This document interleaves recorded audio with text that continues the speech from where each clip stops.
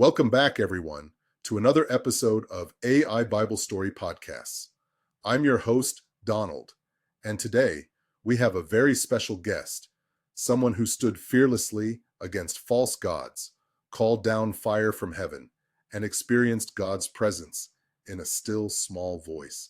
Please welcome the mighty prophet Elijah. Thank you, Donald. It's an honor to be here and share my story. Elijah, let's start with Mount Carmel. What was it like to stand alone against the prophets of Baal? How did you feel when God answered with fire from heaven? It was an intense moment. I stood before 450 prophets of Baal in all of Israel, feeling the weight of my calling.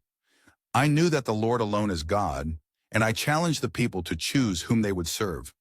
When God sent fire from heaven, consuming the sacrifice, the altar, and even the water, I was overwhelmed with awe and gratitude. The people fell on their faces crying, "The Lord, He is God! The Lord, He is God!" It was a powerful confirmation of God's presence and power. That must have been an incredible moment. But let's talk about another significant event, when you fled into the wilderness and heard God in the still small voice. Can you describe that experience? After Mount Carmel, Queen Jezebel threatened my life, and fear overtook me. I ran into the wilderness, exhausted and discouraged, even praying for God to take my life. But God provided for me, sending an angel with food and water, strengthening me for the journey. Then on Mount Horeb, I expected God in the wind, the earthquake, and the fire, but He wasn't there. Instead, He spoke in a gentle whisper. It was a humbling reminder that God doesn't always work through grand displays of power. Sometimes He moves in quiet, intimate ways. That's a profound lesson. Speaking of God providing for you, what was it like when He sent ravens to feed you during the drought? That was a remarkable experience. God told me to hide by the brook Cherith, and every morning and evening, ravens brought me bread and meat. It was a daily reminder that He is our provider. Even in the most unlikely circumstances, He sustains His people. Later, when the brook dried up, He led me to a widow in Zarephath. She had almost nothing left, just a handful of flour and a little oil. But God multiplied it so that we never ran out. That taught me to trust Him completely. You experienced both the fire of God's power and the gentleness of His voice. Looking back, why do you think you fled from Jezebel after such a great victory? In that moment, I allowed fear to overshadow my faith. I had seen God's power firsthand, yet I still doubted. I felt alone, like I was the only one left serving God. But God reminded me that He had preserved 7,000 in Israel who had not bowed to Baal. That was a lesson in trusting Him, even when circumstances seem overwhelming. That sense of loneliness must have been difficult. Did you ever struggle with wondering if your work was making a difference? Absolutely, there were times I felt like my efforts were in vain. But God reassured me that His plans were greater than what I could see.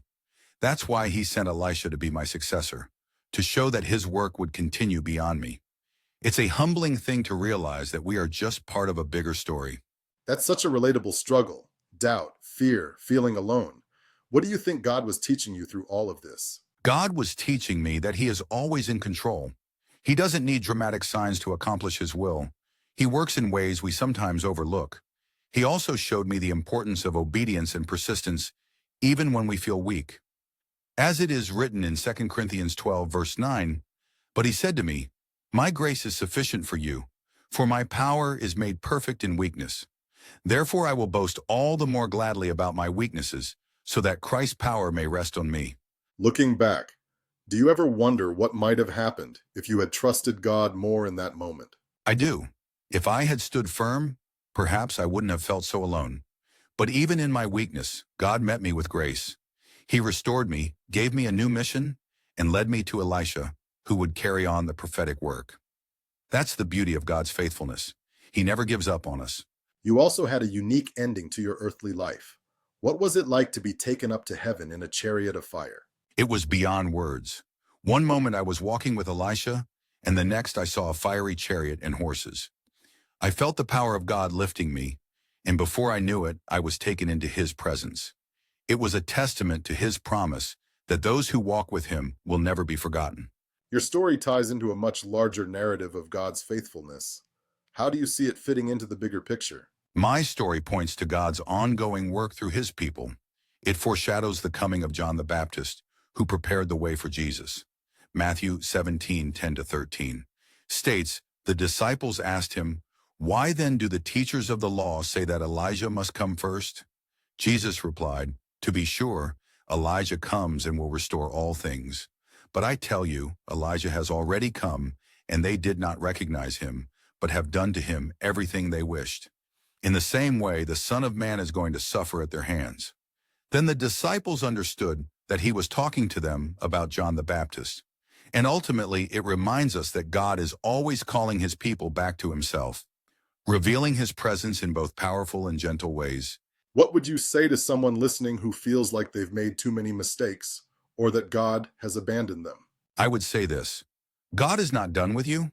Even when you feel alone, he is with you. Even when you doubt, he is faithful. As Isaiah 41:10 says, "So do not fear, for I am with you. Do not be dismayed, for I am your God. I will strengthen you and help you. I will uphold you with my righteous right hand." Thank you so much, Elijah, for sharing your story with such honesty and heart. Listeners, if you take one thing away from this episode, let it be this: God is present, even in the quiet moments.